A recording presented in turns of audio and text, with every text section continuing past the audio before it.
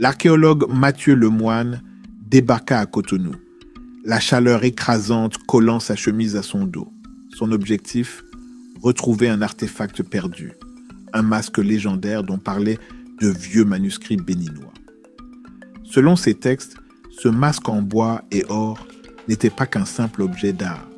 Il détenait un pouvoir que seuls les initiés pouvaient comprendre. Guidé par des informations obtenues auprès de vieux historiens, Mathieu se rendit dans la forêt de l'Atakora. Après plusieurs heures de marche à travers des sentiers oubliés, il arriva devant un sanctuaire enfoui sous les lianes et la mousse. Au centre d'un autel de pierre couvert de symboles gravés, un masque reposait, intact malgré les siècles. Dès qu'il le souleva, un vent froid souffla dans la pièce, faisant frissonner l'archéologue. Un murmure sembla résonner dans l'air. De retour à son hôtel à Cotonou, Mathieu sentit un malaise s'installer. Cette nuit-là, il fut réveillé par un bruit. Une silhouette encapuchonnée tentait d'entrer par la fenêtre. Lorsqu'il cria, la figure disparut dans l'obscurité, ne laissant derrière elle qu'un symbole tracé sur le mur, le même que ceux du sanctuaire. Quelqu'un d'autre voulait ce masque. Mathieu consulta Awa Dossou, une historienne locale spécialisée dans les artefacts vaudous. Lorsqu'elle vit le masque, son visage se figea. Elle lui expliqua que cet objet appartenait aux gardiens de l'ombre, une secte secrète qui protégeait un savoir ancien.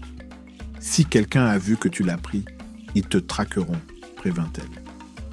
Alors qu'il cherchait plus d'informations dans une bibliothèque, des hommes masqués surgirent de l'ombre. Mathieu et Awa s'échappèrent de justesse, courant dans les ruelles sombres de la ville.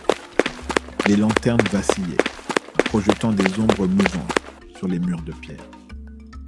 Ils ne purent leur échapper que grâce à l'intervention d'un vieil homme qui les cacha dans sa maison.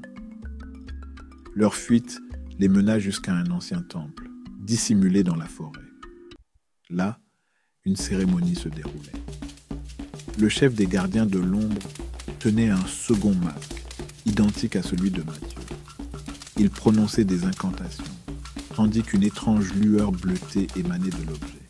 « Nous devons stopper ce rituel », murmura Awa.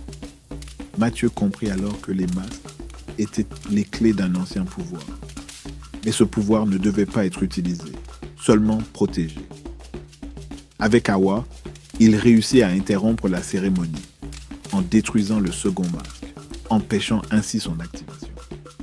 Alors que l'aube illuminait la forêt, ils remirent le masque dans son sanctuaire d'origine, refermant la porte en pierre derrière eux. Le danger semblait écarté, du moins pour l'instant.